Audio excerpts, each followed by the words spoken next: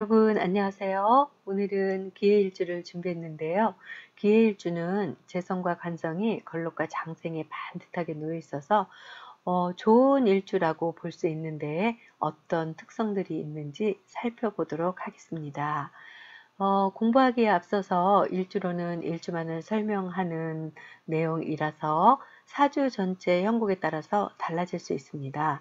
이 점을 반드시 참고하시고 공부하시기 바랍니다. 지금 공부할 육식갑자 일주론 중 기토일간의 네 번째 기해일주는 일지 배우자 자리에 정제인 해수를 깔고 있는데 12운성으로는 태지에 해당이 됩니다. 그리고 해수 지장간 속에는 비겁인 무토, 관성인 간모, 그리고 재성인 임수가 들어 있습니다. 비겁인 무토는 절지에 해당이 되고 관성인 간목은 장생지, 그리고 재성인 임수는 걸록에 해당이 됩니다.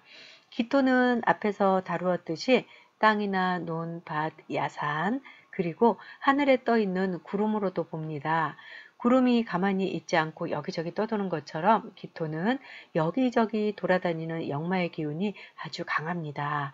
동물로는 오리인데 오리는 삶의 터전이 넓어서 걷고 날고 헤엄치는 등 여러 가지 재주가 있어서 만능재주꾼 또는 팔방미인이라는 말을 듣지만 우리가 제대로 할 수 있는 게 없는 것처럼 사실은 전문성이 없습니다. 해수는 개수가 모여서 만들어진 큰 물, 강, 호수 등을 말하는데 산명통일에서는 현하라고 표현하고 있습니다. 기해일주처럼 일지에 수를 놓으면 비밀이 많고 생각이 많은 사람이고 속으로 우울하고 수심이 있는 사람이기도 합니다. 태지는 아직 완전한 형태의 태아가 아니라 이제 막 착상이 된 상태라서 장생까지 가려면 낙태와 유산의 위험이 따르기 때문에 초조하고 불안함을 갖고 있기도 하는 특성이 있습니다. 그리고 추진력이 있어서 무엇인가 시작은 잘하지만 마무리를 잘하지 못하는 유시무종의 특성 또한 가지고 있습니다. 태는 보호받는 의미도 있어서 일지에 태를 놓으면 삶이 보호되기도 하고 지장간 내 정관을 놓아서 직업이 안정되고 승진도 잘하고 고위직까지도 오를 수 있기도 합니다.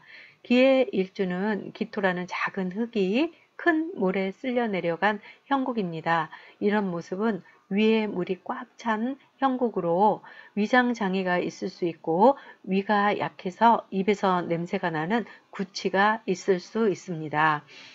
기해일주는 수가 나를 신약하게 하니까 목화가 잘 놓여 있어야 건강하고 잘 살 수가 있습니다. 수가 많으면 몸이 약해지고 육친 관계는 멀어지고 삶의 굴곡이 있게 됩니다. 이런 경우라면 운에서라도 목화가 와야 몸이 건강하고 삶이 편하게 됩니다. 기해는 오리가 물에서 움직이는 모습이라 역마성이 강하고 자유로움을 추구합니다. 그리고 식복이 타고났습니다. 또 기해는 돼지가 들판에서 먹고 노는 모습과도 같은데 이런 모습이 식복과 제복이 타고났음을 상징합니다. 여기 을, 기, 사축의 글자 형태를 보시면 글자가 굽어 있습니다. 그래서 굽을 곡자를 써서 곡각이라 합니다. 일간기토는 곡각에 해당하니까 뼈, 관절, 신경 관련 질병에 특히 조심해야 합니다. 그리고 이 글자들의 글자 한쪽 끝을 쭉 잡아당기면 끊어지지 않고 길게 이어져 있다 해서 기억력이 좋아서 사람들과의 관계에서 다투거나 서운한 일이 생기면 마음속에 새겨두었다가 두고두고 되씹는 습성이 있습니다. 일지 해수는 천라지망에도 해당이 되는데 천라지망은 가장 상위의 신살입니다. 하늘과 땅에 그물이 쳐진 형상이라 하는데 모든 것이 막히고 갇혀서 관제구설, 갈등, 시비 등의 문제가 생기는 것을 말합니다.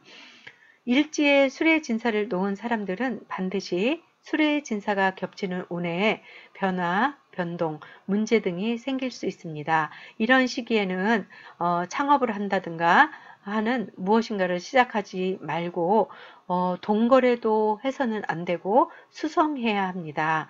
기회는 작은 흙이 바닷속에 잠긴 진흙탕의 모습이고 천라지망에 놓여 있어서 욱하는 성질도 있습니다. 그래서 성질이 나게 되면 깨버린다는 작파의 특성도 있는데 이런 경우에는 손해보는 일이 생기기도 합니다.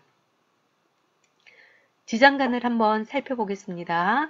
일지 해수는 정제이면서 태지에 해당이 되고 그리고 해수 지장간 속에 비겁인 무토는 절지에 놓여 있습니다. 그래서 태궁 절차에 해당합니다.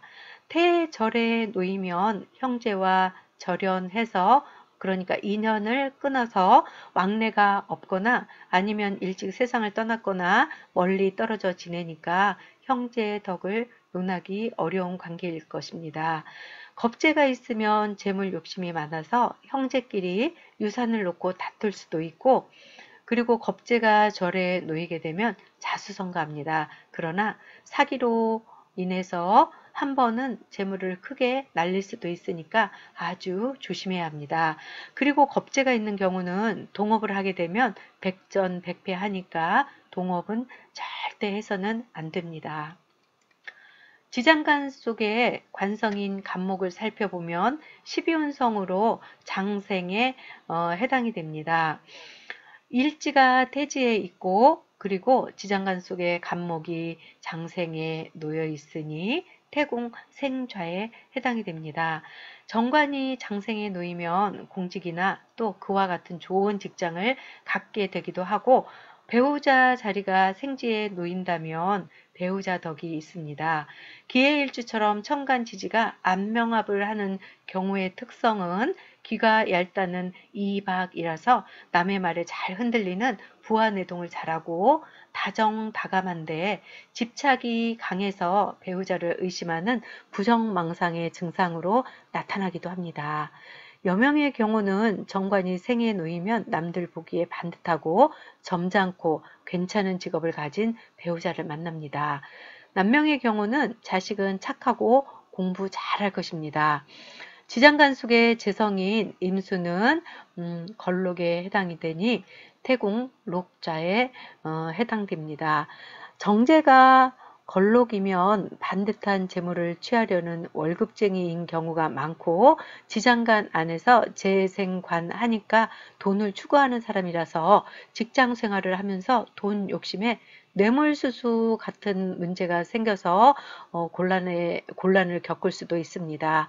일지 해수와 충이 되는 사화의 운이 오면 정당하지 않은 돈 문제가 발생해서 모든 것을 잃게 될 수도 있습니다. 재성이 록이라서 돈을 만드는 능력은 있으나 태라서 지속되지 않고 끊어질 수 있으니 직장도 잘 다녀야 하고 돈도 수중에 들어오면 관리를 잘해야 하는 것이 아주 중요합니다. 부친의 경우는 소극적이지만 반듯한 분일 것입니다. 기토의 땅과 임수가 만나면 맑은 물이 흙탕물처럼 된다는 기토탁임이 됩니다.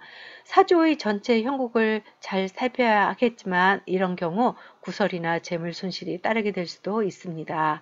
남명의 경우는 남들 보기에 괜찮은 처를 만나지만 죄를 태에 놓으면 여러 여자를 만나고 헤어지면서 바람기로 흐를 수가 있어서 이성 문제로 공부나 재물 손실을 가져오게 될 수도 있습니다. 식상과 인성이 없으니 인종에서 살펴보겠습니다. 먼저 식상을 인종에서 보면 일간기토가 음일간이니 신금을 인종하면 태궁 욕종에 해당이 됩니다. 태는 심사숙고하지 않고 이것 조금 해보고 걷어치우고 또 저것 조금 해보고 걷어치우는 식으로 일을 끝까지 마무리하지 못하는 유시무종의 특성이 있습니다. 태궁욕이라 사업이나 장사보다 직장 생활이 더 잘 맞는 직장인 명입니다.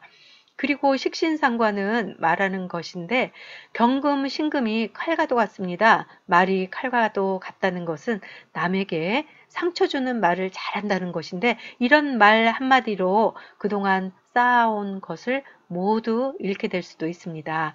여명의 경우는 태국욕이면 혼전 임신의 가능성도 많고 여명에게 식상은 자식이니 자식이 세상 물정 모르는 철부지 같다고 볼 수도 있습니다. 인성을 인종해 보면 정화가 태궁, 태종에 해당합니다. 태에 해당하는 모치는 순수한 사람이라 볼 수도 있고 소극적이고 남에게 의지하는 분일 수도 있습니다. 재성인 부친이 록이고 인성인 모친은 태라서 부친 덕이 있고 상대적으로 모친과의 인연은 기대할 수 없다고 볼 수도 있습니다. 인성이 태태이면 머리가 아주 좋아서 공부는 아주 잘할 수 있지만 정신이 산만하고 집중이 잘 되지 않아 항난 또는 항마가 있게 되니까 공부를 중단하기가 쉽습니다. 그러나 어머니나 선생님과 같은 가까운 사람의 성화로 공부를 한다면 좋은 결과가 있기도 합니다. 그리고 창작력과 아이디어가 아주 뛰어납니다. 이렇게 지금까지 기회일주에 대해서 살펴보았는데요. 정리하고 마치도록 하겠습니다. 기회일주는 유시무종이라는 특성을 가지고 있는데 추진력이 있어서 시작은 잘하지만 끝 마무리가 잘 되지 않아서 끝까지 재물을 취하는 힘이 약할 수가 있습니다. 이런 점을 잘 보완해야만 재물을 많이 모을 수도 있고 성공할 수도 있습니다. 태지라는 것은 생겼다 없어졌다 하는 것이기도 합니다. 이런 모습은 여러 여자들을 만나고 헤어지는 것을 반복하면서 바람기로 발전해 이성 문제가 생길 수도 있다는 것을 나타내기도 하는데 이성 문제로 인해서 공부나 건강 등의 문제가 생길 수도 있고 재물을 모으는데 어려움이 따르게 될 수도 있습니다. 그러니 반드시 주의할 필요가 있을 것입니다. 오늘은 이렇게 기회일주를 요약 정리해 보았는데요.